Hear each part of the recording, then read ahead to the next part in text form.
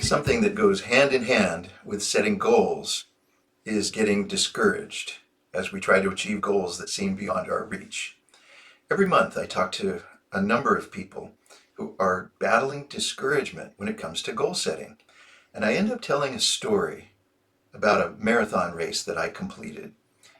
It's a story that's a little odd because I didn't start the race and I didn't qualify as a finisher, but I ran across the finish line of a prestigious marathon. Now, it would be just a useless bit of trivia, except there are some lessons that I learned that I continue to benefit from right down to today, and I believe that the lessons have value to others as well.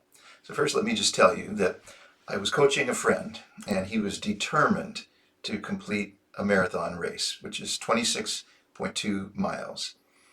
And he trained hard. In fact, for over a year, he increased his ability to run long distances. A mistake that he made was that he never actually ran 26 miles. The best he had done was just a little over 20 miles.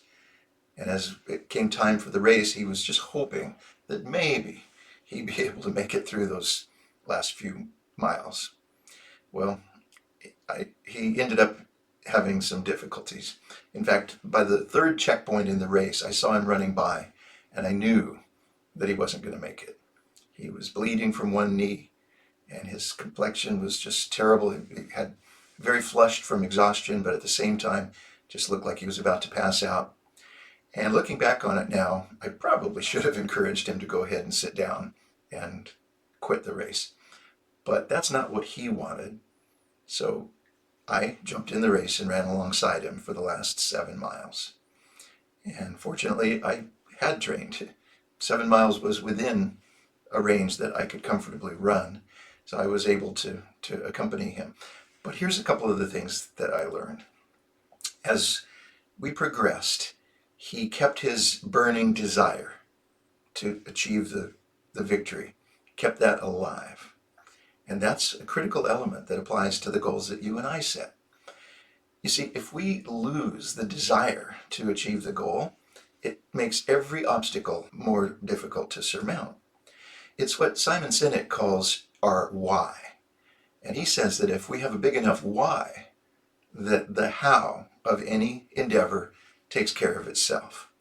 So that's one of the things that I tell people all the time. If you have a goal, try to increase your passion, your desire to achieve that goal.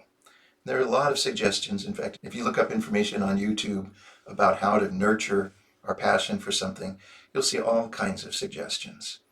But the bottom line is if your desire is not strong enough, then obstacles that come up will probably discourage you and take you out. So spend a good portion of time every month refreshing your reasons why you're doing what you're doing, and that's going to help. Now, one of the things that I did to help my friend as we ran was I would say, do you just want to run to that blue car up there? And he'd say, yeah, okay, I'll do that. And then right about the time we got close to the blue car, I'd pick out another point in the distance and say, do you want to just run to that tree up there?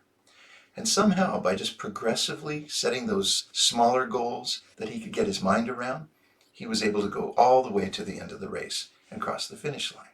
So that has some merit for us. You see, big goals can be overwhelming.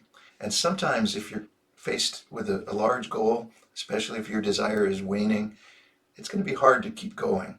But on the other hand, if you can make that large goal into smaller, bite-sized pieces, chances are you can get your mind around them.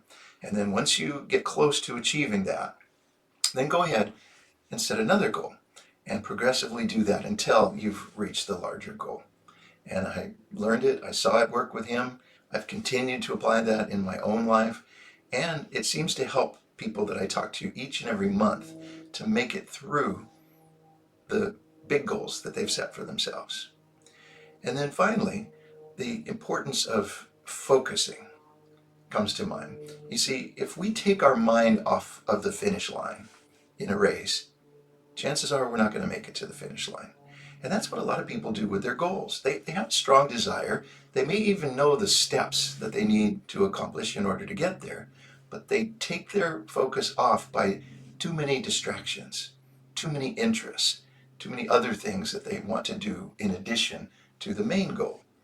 Now, really, that's a lack of modesty because all of us have limitations, and the chances of us achieving the big goal go down when we clutter up our peripheral vision with a lot of other goals. So, just like a racehorse that puts on blinders to only look ahead and not to be distracted by what's going on around, try to discipline yourself to focus primarily on one major goal at a time without distraction. Now, the things we talked about here can make a difference. They can help you to be successful. Why is this important? Well, it's because of the time that we're living in. Now, all of us hope that 2025 will be a year that's very conducive to achieving goals. But what if it's not? What if challenges continue to present themselves, obstacles continue to get in the way? Then everything that we just talked about, this having a big reason why, breaking our goals down into smaller manageable pieces, and then focusing on the goals becomes so much more important. So with these things in mind, we're wishing you the best at achieving your goals in the coming year.